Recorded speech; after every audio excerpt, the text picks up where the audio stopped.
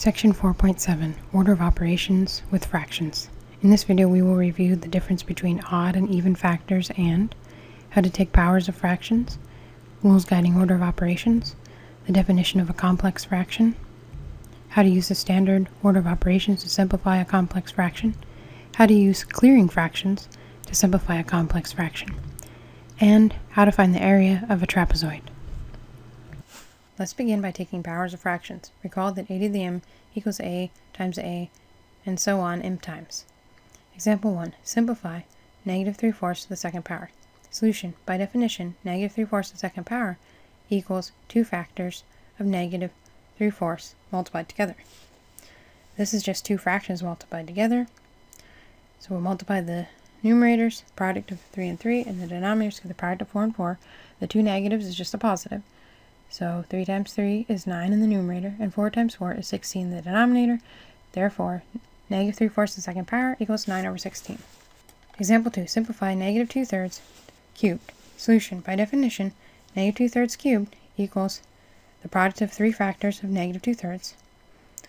Then, since there are 3 negatives, an odd number of negatives, the negative stays, and multiplying the numerators, we have the product of 2 3 times in the numerator. Multiplying the denominators, we have 3 3s in the denominator. Then in the numerator, 2 times 2 times 2 is 8, and the denominator, 3 times 3 times 3 is 27. So negative 2/3 to the third power is negative 8 over 27. The last two examples reiterate a principle learned earlier, odd and even. The product of an even number of negative factors is positive. The product of an odd number of negative factors is negative. Order of operations. For convenience, we repeat here the rules regarding order of operations. When evaluating expressions, proceed in the following order. 1. Evaluate expressions contained in grouping symbols first. If grouping symbols are nested, evaluate the expression in the innermost pair of grouping symbols first. 2. Evaluate all exponents that appear in the expression. 3. Perform all multiplication divisions in the order that they appear in the expression, moving left to right. 4. Perform all additions and subtractions in the order that they appear in the expression, moving left to right. Example 3. Simplify negative 1/2 plus 1/4 times negative 1/3. Solution. Multiply first, then add. 1/4 times negative 1/3 is a negative 1/12. Then, to add, we need to find a common denominator, which is 12, since 2 is a factor of 12. So if we multiply our first fraction by 6 over 6, we get an equivalent fraction with denominator 12, which is 6 over 12. Then negative 6/12 plus negative 1/12 is just a negative 7 over 12. Example 4. Simplify 2 times negative 1/2 squared plus 4 times negative 1/2. Solution. Exponents first, then multiply, then add. Negative 1/2 squared is just a negative 1/2 times a negative 1/2, which is a positive 1/4. Then 2 times 1/4 is just like 2 over 1 times 1 over 4, which is 2 over 4, or 1/2, when reduced to lowest terms.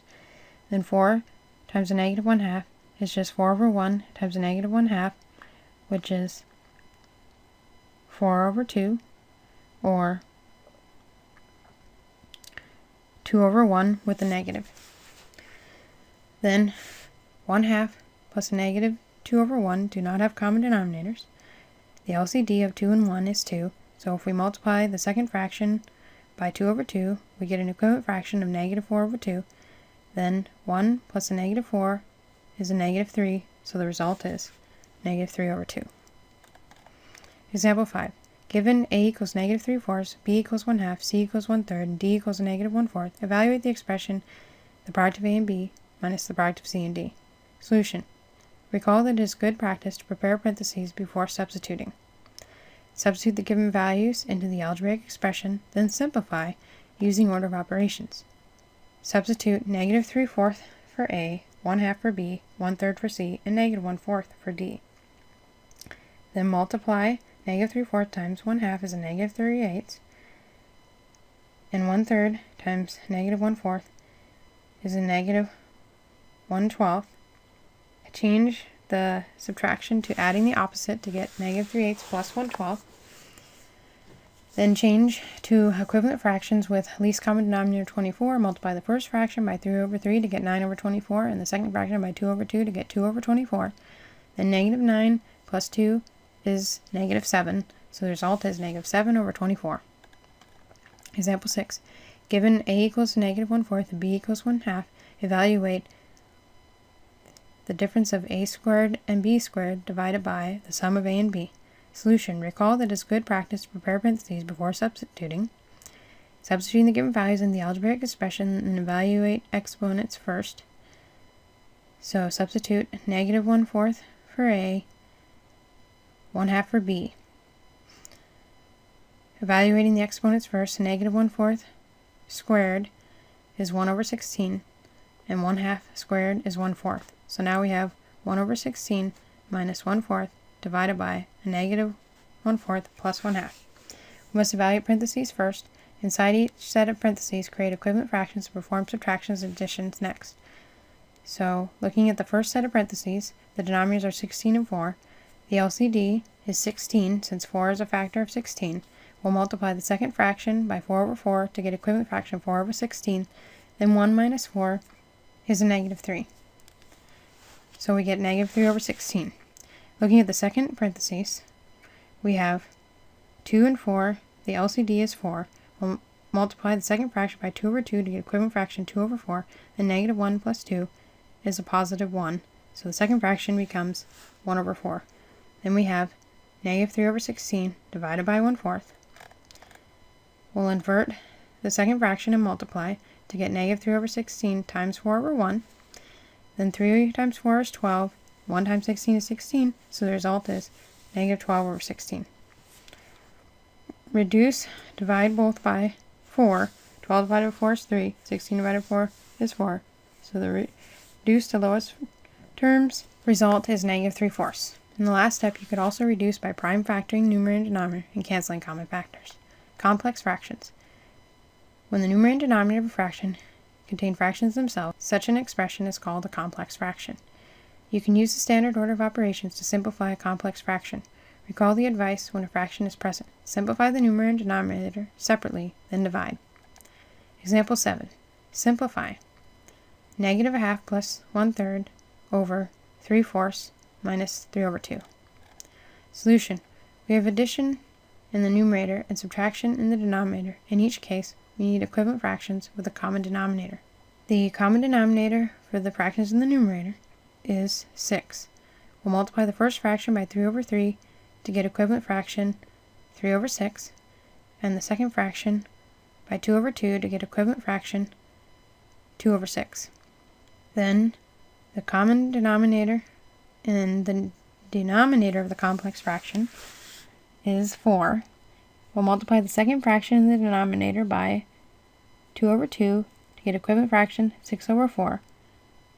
So now we have complex fraction -3/6 plus 2/6 divided by 3/4 minus 6/4. In the numerator, -3/6 plus 2/6 is -1/6. In the denominator, 3/4 minus 6/4 is -3/4. The last expression is just asking us to divide -1/6 by -3/4.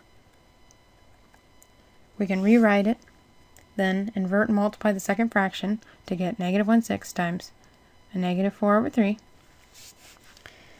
Then -1/6 times a -4/3 is a +4/18, since both factors have like signs. This is a reducible fraction. If we divide both numerator and denominator by 2, we get the simplified fraction 2/9. Alternatively, one could prime factor and cancel to reduce the lowest terms. That is, 4/18 equals 2 times 2 over 2 times 3 times 3. The 2's cancel, and we're left with a 2 in the numerator, and 3 times 3 is 9 in the denominator. Clearing fractions. An alternative technique for simplifying complex fractions is available. Clearing fractions from complex fractions. You can clear fractions from a complex fraction using the following algorithm. Determine an LCD for the numerator. Determine an LCD for the denominator. Determine an LCD for both of the LCDs from the numerator and denominator. And then multiply both numerator and denominator by this combined LCD. Let's apply this technique to the complex fraction of example 7. So recall the fraction was -1/2 plus 1/3 divided by 3/4 minus 3/2. Solution. As we saw in the solution example 7, common denominators of 6 and 4 were used for the numerator and denominator, respectively. As a common denominator for both numerator and denominator would be 12. We begin the alternate solution technique by multiplying both numerator and denominator by 12. 12 times the numerator of -1/2 plus 1/3 is 12 times a negative 1/2, which is negative 6, and 12 times 1/3, which is a positive 4.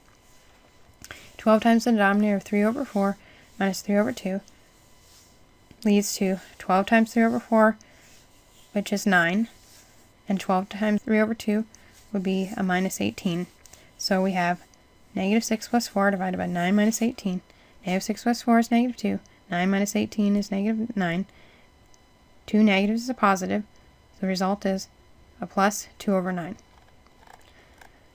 Application. Trapezoid. A trapezoid is a special type of quadrilateral four-sided polygon. Trapezoid. A quadrilateral with one pair of parallel opposite sides is called a trapezoid. The pair of parallel sides are called the bases of the trapezoid. Their lengths are marked by the variables b1 and b2 in the figure above. The distance between the parallel bases is called the height or altitude of the trapezoid. The height is marked by the variable h in the figure above. Mathematicians use subscripts to create new variables.